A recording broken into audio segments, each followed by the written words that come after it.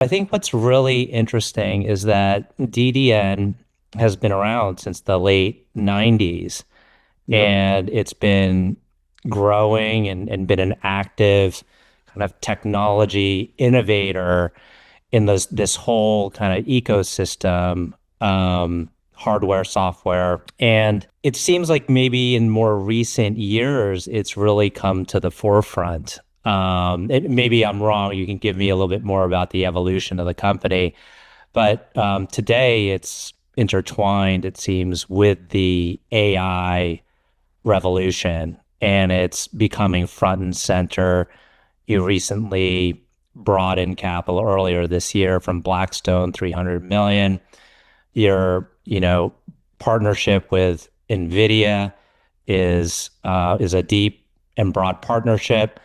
Um, so maybe to start off, for the benefit of our audience, tell us a little bit about kind of that journey that DDN has been on from the early days up to today. Sure, absolutely. So, I mean, we started out pretty much like NVIDIA did in high performance computing. So, we were solving these massive data challenges that government agencies and enterprises had in extracting value out of data. So they were using these large supercomputers, and they did not have the data processing capability that would keep up with the supercomputers. So we developed technology that solved that problem. Very quickly, I think we became the market share leader for those types of use cases. At some point, we were powering 60 out of the 100 fastest supercomputers in the world. And then about 8 years ago, NVIDIA was looking at standing up a reference architecture to demonstrate the capabilities of their GPUs in solving AI. And that's how our journey pivoted and expanded from high performance computing into AI. And by the way, 8 years later, NVIDIA still uses DDN exclusively as the third-party technology internally to power their own clouds and infrastructures. So I think it was a natural evolution because as you get to solve complex problems for high performance computing and supercomputers, well, AI exhibits many of the same attributes. It's very, very large amounts of data, as you can imagine. I mean, we're seeing it for the models that are getting built by OpenAI, ChatGPT, by XAI, Grok, and so on and so forth. So it's very large amounts of data that have to be processed in real time. So these are very complex problems that organizations who come from high performance computing can solve easily. So that's been our journey. I think it's been an evolution from solving one type of very complex problems to solving similar problems in a market which is much larger and is growing much faster. And you have a data intelligence platform, and I think the way you've been communicating where you fit is in the stack as well as above the stack. Can you help explain what that means? So in the stack, Sure, sure. yeah, where's DDN? Yeah. So think of it as we are to data what NVIDIA is to compute. So NVIDIA has developed GPUs which sit in data centers and greatly accelerate the processing of data in order to gain insight. So they do that in the stack, which is in the data center, but they also do it above the stack. So above the stack refers to those use cases and those enterprises which have software stacks that they're using, in essence, to gain the insight, which will give them a competitive edge or will give them a better set of services and products for the consumers or the organizations that they serve. So likewise, we have developed a data intelligence platform which sits alongside NVIDIA's GPUs and makes NVIDIA's GPUs perform far more efficiently in a smaller footprint in the data center and with lower power consumption. So that's the in the stack enablement. Because if you ask anybody today, what are the biggest challenges in AI, they will tell you it's three things. I don't have enough GPUs, I don't have enough data center space, and I don't have enough power. So DDN is addressing those challenges by one, making the GPUs run much faster, much more efficiently, so you need fewer GPUs. We do so in a smaller footprint in the data center, so you need less space in the data center. And we do it with significantly lower power consumption, so we lower that barrier. So that's in the stack. Then above the stack, it's making the models run faster, for instance. So, XAI is one of our customers. We're powering more than 100,000 GPUs in that data center. The ability to bring in data, and we're talking about more than 1 trillion elements in the data model. It's huge, huge, huge numbers. And just very quickly have that model learn in order to deliver value to consumers is very important. So that's the value above the stack. And for AI initiatives to be successful for enterprises, for governments, for consumers, well, you have to lower the cost and you have to accelerate the outcome so that it's as real time as possible. And that's what DDN does, in essence. And as I understand, a lot of today's largest corporations are using DDN. I think the stat is that I heard is 7 out of the 10 largest financial institutions, DDN is employed. And what does that mean? It is across all of their functions or where they're using NVIDIA? How would you kind of explain the prevalence of DDN throughout the financial industry? Yeah, so typically, the reason why financial services has been an early adopter of AI is that, well, as you can imagine, financial services organizations have very complex models.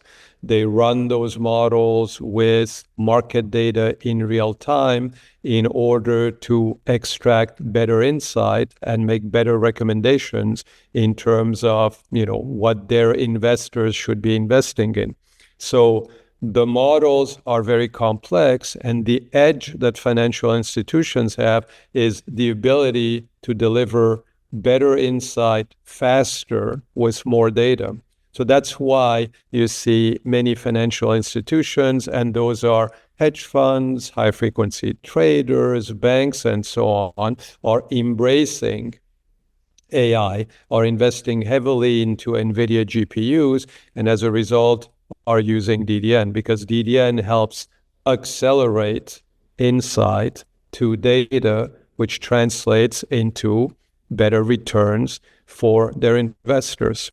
So that's pretty much where we sit. It's the business enablement and the financial enablement of AI, as opposed to, I would say, the simpler problem, which is efficiency gains. I mean, you see people talking about AI. Well, I have a customer service organization, and now I'm going to fire half of the people on my team, and I'm going to implement AI. That's not what we do.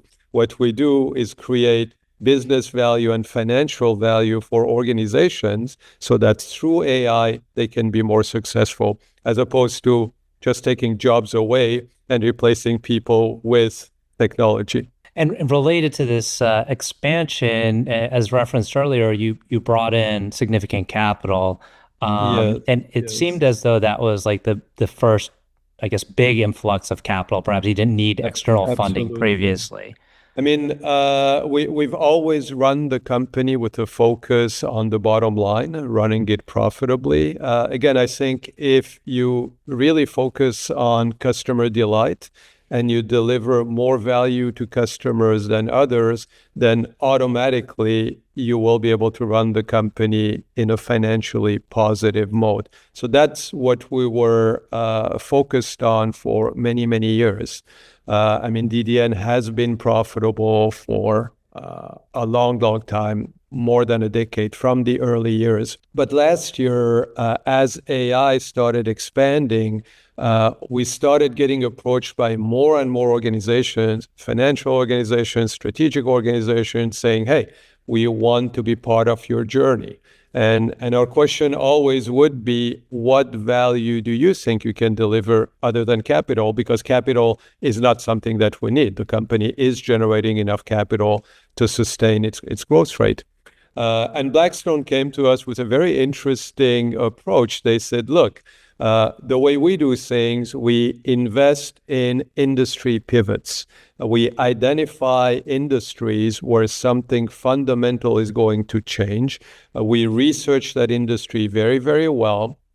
And we place strategic bets. We do not spread our dollars across lots of companies. And so we've looked at AI, and we feel that in AI, there are two areas where there will be significant opportunities for growth and therefore for financial rewards. One of them is the whole data center and cloud side. And they said we've selected CoreWeave. And CoreWeave, just had a very successful IPO. I mean, the stock is on fire. The company is doing extremely well. And they said the other area is data. So I think they saw it as data intelligence. And they said, we can help you expand and accelerate our growth and get you ready for the next phases of your journey. So that's how we engaged with Blackstone. And the relationship has been phenomenal. I mean, they have actually done what they said they would do, as opposed to making promises and not delivering. They've actually over-delivered in being very wise, strategic advisors. And because of the network of organizations they're involved in, they've been very helpful in opening doors for us and putting us in front of the right people so that we can deliver this value-add message to a larger set of customers. And given the compelling nature of what your value proposition is to a lot of corporations out there, I'm assuming the constraint isn't demand, like to your growth, to your company's growth. What is the constraint to really just, quickly accelerating, expanding the business? Sure. So I think the constraint is in multiple places. The first one is many organizations by now are aware of the fact that they should do something about AI.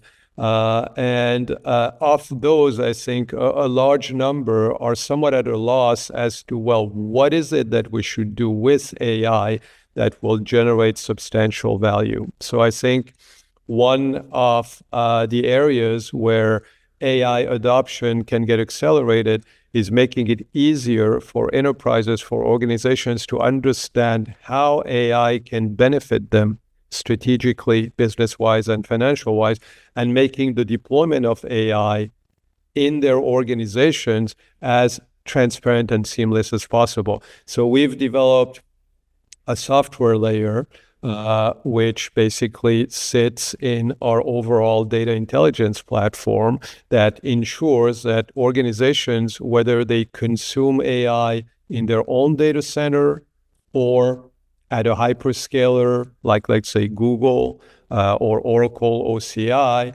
or in what is called an NCP, these are neo cloud providers such as CoreWeave, that experience and that value add is transparent and seamless. So that's one area.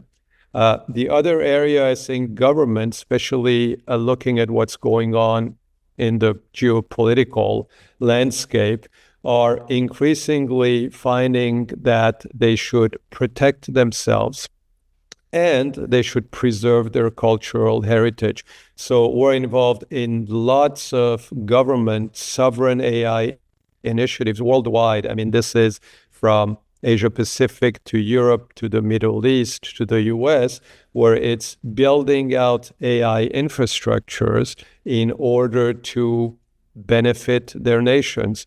The constraint there is the time it takes to build these data centers, the time it takes to bring power to these data centers. So all these things are being worked on by everybody collectively within AI. And I think the industry is certainly growing very, very rapidly. I mean, you see, looking at the rate of adoption at, some of the AI frameworks. I mean, look at, ChatGPT, look at Grok, the rate of adoption, how quickly these things are happening. But I think little by little, we will see enterprises embracing AI as the ease of use increases, as the return on investment gets lower. All of this will accelerate. So it's a long-term journey. I think we're in the very early phases of it. It's extremely exciting because it's moving faster than anything I've ever seen. I mean, this industry is operating at a speed. I always call it unreasonable velocity because Jensen at NVIDIA is pulling the whole industry at unreasonable velocity.